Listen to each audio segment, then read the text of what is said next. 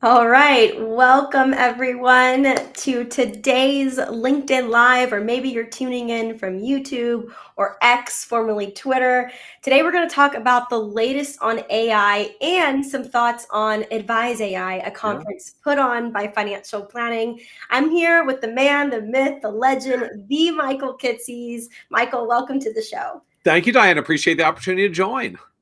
Absolutely. So every time I get to do any collaboration with you and I'm writing your name in, I'm like, "Oh, he's like the only other person I know in this industry whose last name ends with CES." hmm And it can come That's out in different. true. We do share that. How about that? Super cool. I feel connected to you. Yes. I love it. Thank you, though, for your time. I know your time is so precious. So let's hop right on in. I know we've got some Sure. listeners out there right now who are interested in hearing your perspective on AI. So you've spent so much time, Michael, analyzing all these advisor technology Yep. trends. Where do you see AI actually moving the needle in advisor workflows and really beyond the hype? Sure. So this is pretty straightforward in terms of where we see it moving the needle. It's meeting notes and the kind of the related meeting cycle, right? There's meeting notes capture, record in the CRM, prep the follow-up email to the client, maybe help queue up some tasks to the team, or at least that there are tasks to the team. And then if you fast forward to the next meeting, there's kind of a meeting preparation function that comes from, well, if we have all the like nicely captured meeting notes from prior meeting, we can then use that to prep for the next meeting. And the longer we've been doing that with the clients, the kind of the more cycles of meeting prep, capture, follow up that we get. So huge growth in some of those companies, both the, I'll call like the generic solutions. So for those of us that use Zoom, Fathom, Fireflies, Otter, and the like, but we see a lot of traction from some of the in-industry specific providers as well, Jump and Zox in particular, but there's a long chain past that that we track as well in our advisor tech map in the client meeting support area. Yeah. Uh, the part I'll probably contrast for that of kind of relative to your question of, where do we see AI moving the needle in advisor workflows? I mean, I will say the primary place we're not actually seeing AI moving the needle yet is literally in advisor workflows. Like there's this, I think, idea out there, the promise of agentic AI. You just kind of say like, I need this thing to happen, and it figures out how to do multiple steps of a workflow to do the thing. And we're not really seeing it yet in the advisor tech space. They may do parts of a workflow that fill in a workflow, but like autonomously going and doing the workflow, we're not really seeing yet, which means functionally this is much more a tool you use to help you with some things you do, as opposed to, oh, I just like delegate and automate and it magically goes away because AI does the thing autonomously. We're not seeing that. Some of that is limitations of tech, some of that is limitations of us as advisors. We have some very specific ways that we like to see our clients served, and actually we find in our advisor research that the number one least interested category for AI adoption amongst advisors as a whole is automating client service, Hmm. because we like the human personal touch Yeah. that we tend to bring to client service. I don't want to do the tasky things behind the scenes, meeting notes I don't enjoy, plan prep, document reviews. Like there's lots of places where it comes in, but we're seeing very little traction in the actual automate the workflows part, and more tools to make parts of an existing workflow more efficient. Yeah, it's both exciting and maybe even a little scary, right? But you make such a good point on the client service side. It's the advisor. The advisor is at the heart of what's actually happening, what clients are being serviced, and what that Yep. service looks like. Let's look ahead a little bit. You've got this at Kit's advisor technology map. In 3 to 5 years, how do you think AI is going to shift this map, and what should advisors be prepared for? So I guess there are two ways I would answer in terms of how we think it shifts the map in the future, and probably neither of which are actually what most people expect. I don't expect to see giant categories of AI software. Yeah. I think what you're going to find in the future is that the capabilities that AI brings, because it's showing up much more as a tool to solve particular parts of our workflow, as opposed to like a thing that does the whole workflow offering experience. That means it tends to work better when it's plugged in where that workflow happens. which means I think really what you're going to see in the future is there's some neat AI, there's some tools doing neat AI things with investment research, but I don't think you're going to be buying a lot of standalone AI investment research tools. Our existing investment research tools, Morningstar, Y charts, Quanti, Koifin, and the like, will build AI capabilities into their tools. We may use fewer standalone meeting notes tools someday because our CRM systems will just say, hey, I'm already the system of record for all the client meeting. So let me just send my AI bot into your meeting to capture the meeting and record it in the CRM that from whence it came. So I think you're going to see a lot more AI built into incumbent technology and not a lot that are standalones. There will probably be one or two that survive in unique categories because they're like the early breakouts. But we are not expecting broad-based proliferation of standalone AI tools. I think you're just going to see more AI capabilities built into the tech that we do that just makes certain features of the tech better. The one other angle I would highlight around the advisor tech map in particular, we get a lot of jokes these days because there's 500 plus logos on there and a lot of, it's only a matter of time before they all fail and consolidate because it's too much tech. But the reality for anybody that follows kind of the startup scene right now and the coding side of AI, AI is allowing software developers to build and ship code faster than ever. In particular, it's allowing startup founders to build and ship at least like a minimum viable product, an MVP version of their software, a working prototype, drastically faster. So what used to be, hey, I've got this idea and it's going to take me 3 to 6 months and a couple $100,000 of developers to bring this idea in my head into life. Now it's like I can vibe code a prototype in a weekend or a week. And what that means relative to the map is that I think we are going to see a drastic increase in how many logos are coming into the map. Most of them will be tiny companies. Like the fact that you made a thing for you and you try to sell it to other advisors does not necessarily mean you're going to be the next software pioneer. Because it's still actually quite hard to successfully distribute, get advisor adoption, and scale a software company. But I think the pace of new companies being introduced into the advisor tech ecosystem is going to significantly ramp up. So all the calls of it's too many solutions, they have to attrition, I think it's going to be 180 degrees incorrect. We're going to have more solutions coming to market faster. And frankly, it's going to get even harder for us as advisors.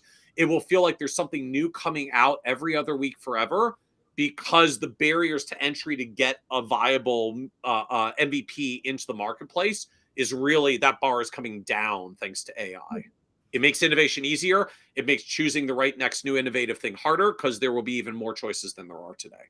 That's spot on, and obviously a shameless plug for my business because it's always kind of been a challenge for advisors, and now it's going to be even more of a challenge. So I'm always here to help advisors who are looking for technology, not knowing where to start. I put a lot of content out there on different technologies and what you should pay attention to. How can you grow with them? So now I want to talk about a big event that's happening really soon in Las Vegas, AdviseAI. It's an event put on by Financial Planning, and it is such an awesome event. Last year was the inaugural event. This is the second year, and you're going to be a keynote speaker. So you've already shared so much with me today and our audience, but maybe, Michael, you can give us a little preview into what you're going to be covering and why this topic feels so important right now.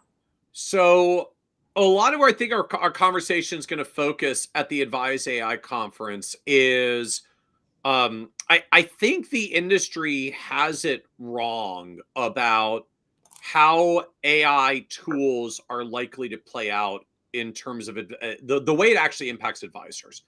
So the conventional view is something in the effect of AI will automate things, save us all this time, so we'll be massively more productive and we'll all go out and get like 20, 30, 50% more clients because we have all this time that we freed up. And so if the average advisor has like 100 clients now, they'll have 150 in an AI-driven future. That's the tech narrative. That's like the mega firm enterprise worldview, right? I buy tech, I implement it in my firm, my advisors get more efficient, increase capacity. And I think it's dead wrong. And it's not that AI won't create positive lifts and outcomes. So I'll give you one example. I was looking at a tool recently that is working on supporting our kind of paraplanning financial planning process. Hey, advisors spend, well, by our own research, average firm spends almost 10 hours in the full financial plan construction process, from like gathering data, inputting in, making drafts of the plan, feedback, multiple team members who each have time involved. And they were like, we're going to cut that like 10-hour time into a fraction of that much time with our AI software, that it will do all these things faster, and it'll even find like opportunities that maybe advisors would have overlooked. So I'm like, cool.